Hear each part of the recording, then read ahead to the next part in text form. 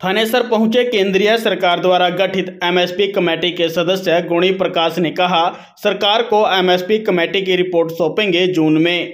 थानेसर में स्थित महाराणा प्रताप राजपूत धर्मशाला में पहुंचे केंद्र सरकार द्वारा गठित एमएसपी कमेटी के सदस्य गुणी प्रकाश ने शनिवार दोपहर को पत्रकारों से बातचीत करते हुए कहा कि केंद्र सरकार द्वारा गठित एमएसपी कमेटी की रिपोर्ट तैयार कर ली गई है। वह जून में सरकार को एमएसपी कमेटी की रिपोर्ट सौंपेंगे। उन्होंने कहा कि अलग अलग राज्यों में जाकर यह रिपोर्ट तैयार की गई है। रिपोर्ट कब तक आने की संभावना है? गुणी प्रकाश जी, एमएसपी को लेकर आपकी जो कमेटी बनी थी उसमें आप भी शामिल हैं, वो रिपोर्ट कब तक आने की संभावना है? कब तक रिपोर्ट आ जाएगी? वो हमने लगभग प्रदेश के भुवनेश्वर, हैदराबाद और भिन्न जाके हमने किसानों से राय ली, और जो हमारे कृषि अर्थशास्त्री हैं और कृषि विश्वविद्यालय के वाइस चांसलर हैं, और उनसे हमने राय जानी, जिसमें हम 5 किसान हैं और एक है कोऑपरेटिव विभाग का, एक है पद्मभूषण है भारत भूषण। तो हमने अब पूरी जो हमारी रिपोर्ट है वो 21 अप्रैल को हमारी लखनऊ में होने जा रही है। उसके पिछली मीटिंग के अंदर हमने दिल्ली में सब कमेटियाँ बनाई थी, जिसमें जैसे मेरी जिम्मेदारी लगाई थी कि आयात निर्यात जो है उसके ऊपर रिपोर्ट क्या कहेगी, किसानों की राय क्या जानेंगे, जिसमें हमने भिन्न क्षेत्रों से बुलाए थे, जिसमें आलू की सब्ज करने वाले हैं, वादा बाजार वाले हैं, या और तरह तरह के, उनसे राय जानी। उसके बाद दूसरी कमेटी थी एमएसपी की, जिसमें भारत भूषण और ये कृष्ण चौधरी, पाशा पटेल, गुणवंत पाटिल है, उनकी 17 तारीख को उनकी मीटिंग होगी। और इस तरह कोऑपरेटिव की है, इस तरह फसल विविधीकरण जो है भाई, कैसे यहाँ फसल को विविधीकरण कैसे किया जाए, फसल को डाइवर्सन कैसे किया जाए, और प्राकृतिक खेती क्या होगी। इन 5 कमेटी अपनी जो जून में अपनी रिपोर्ट सौंप देंगे, और जून ना इसमें लखनऊ में 21 अप्रैल को हम ये सौंप देंगे।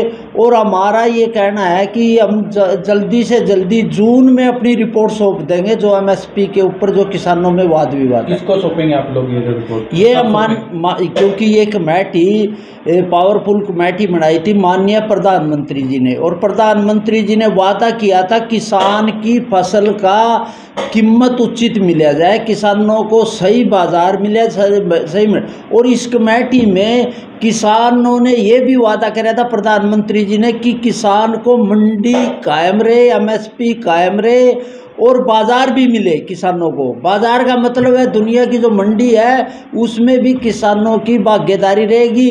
और ये मीटिंग जो है वो हम माननीय प्रधानमंत्री जी को सौंपेंगे, और वो तैयार करने के बाद ये प्रधानमंत्री जी उसके ऊपर हम अपनी कमेटी प्रधानमंत्री जी को सौंप देंगे।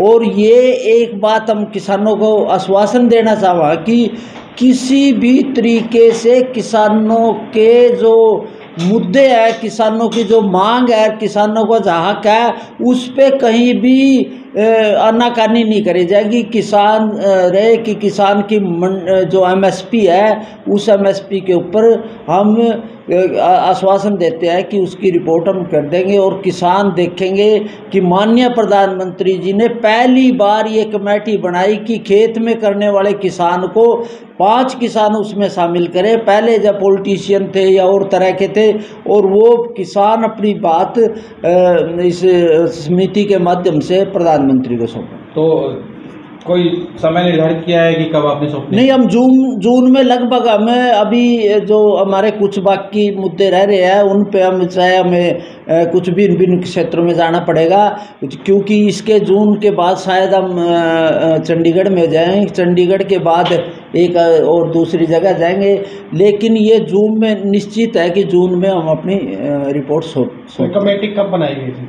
ये तो लगभग अब ये 10 महीने हो गए, 10 से 11 महीने, 10 महीने 11 पहले ये कमेटी बनी थी। और इस कमेटी में लगभग हमारी कुछ तो हमारी ऑफिशियली तो लगभग 15 मीटिंगें हो चुकी और सब कमेटी की जो मीटिंग है वो लगभग 20 से 22 हो चुकी। तो कुछ किसान संगठन जैसे मान नहीं रहे थे एमएसपी को लेकर, जो कमेटी का नहीं साहब, मंजूर नहीं है। नहीं, इसमें क्या था, ये जो कमेटी बनाई गई ये हमारी मांग पे नहीं बनाई गई थी। जब किसान आंदोलन था, किसान आंदोलन के बाद माननीय प्रधानमंत्री जी ने एक जो कमेटी बनाई थी, वो कमेटी बनाई थी एक तो एमएसपी कैसे मिलेगी, क्या स्वरूप होगा, दूसरा फसल विविधीकरण, जो भी फसल जो लगातार फसलों में आ रहा है पानी की कमी है, दूसरा था हमारा प्राकृतिक खेती। 3 हमारे विषय थे जिसमें सबसे मुख्य था एमएसपी। और लेकिन ये मांग तो उनके कारण रखी थी, लेकिन जब संयुक्त किसान मोर्चा ने ये कही तो उन्होंने कहा कि हम उसमें शामिल नहीं होंगे। शामिल होने का उन्होंने तर्क दे दिया कि इसमें दूसरे नहीं होने चाहिए। अब हम भी तो किसान संगठन है, किसान देश के वैज्ञानिक है, तो यहाँ के सरकारी अधिकार, तो इन्होंने ये क्या कहे कि अपना बायकाट कर दिया, जबकि उन्होंने 3 जो सदस्य संयुक्त मोर्चा के आने चाहिए थे। असली बात ये थी कि संयुक्त किसान मोर्चा का बखराव हो चुका था, उनमें इतनी एकता नहीं थी कि वो 3 आदमियों का नाम दे, इसलिए उन्होंने बायकाट कर दिया। और बायकाट करने के बाद हमने कहा था कम से कम 5 हम किसान थे, 3 किसान दूसरे होते तो बहुत बड़ी बात होनी थी। और इसमें जो संयुक्त किसान मोर्चा था जिसकी औकात एकदम से देश के सामने आ गई थी। अब अभी राहुल गांधी की पदयात्रा थी, उसमें राकेश टिकैत और सारे उसमें शामिल हो गए थे।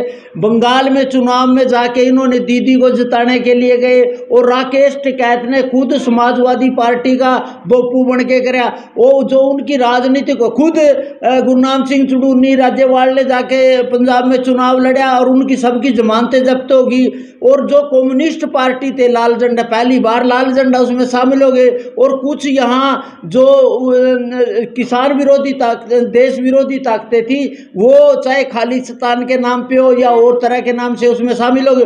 और अब देश में इनका एक जो चेहरा सामने आ गया, वो किसान ही थे, ऐसी नहीं थे, उन्होंने किसान मुद्दों से कोई लेना देना था, उनका सिर्फ राजनीतिक तेजी थे। और वो जो जनता के सामने आ गया। और किसान संयुक्त मोर्चा आज कहाँ है, आज वो बिखराव पे हो चुका है। वो अब भी उनका एक ही मुद्दा है कि भाजपा को हराओ। हमारी लड़ाई भाजपा की नहीं है, किसानों की लड़ाई भाजपा की नहीं है, ना कांग्रेस की है। हमारा मुद्दा है किसानों के मुद्दे है, उनका समाधान होना चाहिए। क्योंकि पहले कांग्रेस ने भी, अब स्वामीनाथन आयोग की रिपोर्ट है, खुद हुड्डा साहब उसके चेयरमैन बढ़ा दिए थे 2008 में, और 14 तक वो स्वामीनाथन आयोग की रिपोर्ट को लागू नहीं कर पाए। और मैं कह रहा कि जो कांग्रेस है उसने सबसे पहले आपको समझना पड़ेगा 1994 में जवाहरलाल नेहरू जी ने जरूरी वस्तु अधिनियम लागू कर दिया था, ताकि किसानों की कोई फसल बाजार में कोई अधिकार नहीं है बेचने का। दूसरा फूड सिक्योरिटी एक्ट। अब फूड सिक्योरिटी एक्ट जो है वो किसानों की फसलें खरीद कर वो FCI में जाके और वो फ्री में बांटा जा रहा है। 2 ऐसे मुद्दे पर ना किसी ने किया। और अब माननीय प्रधानमंत्री जी को हमने, किसान को मंडी मिलनी चाहिए, बाजार का मतलब दुनिया की मंडी होनी चाहिए। आप इसको कैथल, कुरुक्षेत्र, पीपली या हरियाणा से बाहर नहीं निकलने देना चाहते। और हमारी जो कमेटी है उसमें यह विचार किया जाए कि किसानों को बाजार मिलना चाहिए, किसानों को मार्केट मिलनी चाहिए, किसानों को उचित दाम मिलना चाहिए। गेहूं की फसल को लेकर क्या कहेंगे सरकार? नहीं, अभी बड़ी बारिश हुई, ओलावृष्टि हुई, अभी बारिश हुई, उस बारिश से फसलें खराब हो चुकी थी। और अभी सरकार ने कहा था कि जो दाना जो काला हो गया और कट गया उसमें 37 रुपये की कटौती लगाई।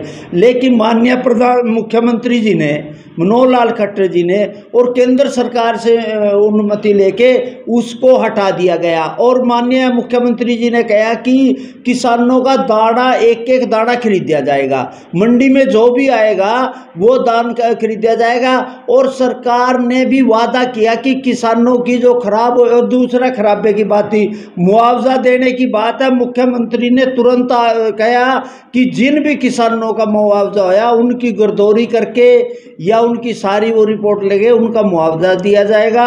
और यही हमारी मांग है कि अगर किसान का जो नुकसान होया, दूसरी इसमें मांग है कि जो प्रधानमंत्री फसल बीमा योजना की कंपनियों ने बीमे किए गए, उनका बीमे का भी भुगतान होना चाहिए और उन कंपनियों के खिलाफ कार्रवाई होनी चाहिए और किसानों को पता होना चाहिए कौन सी कंपनी से किस कंपनी ने बीमा किया। वो भी एक सवाल है, क्योंकि सरकार के मुआवजे के बजाय जो हमारा प्रधानमंत्री फसल बीमा योजना पे जो हमारे वो बीमे कराए गए, उनका भी सरकार से हमने अभी मांग करी गई कि उनकी शराब का उनका पूरे का पूरा नुकसान का भुगतान किया।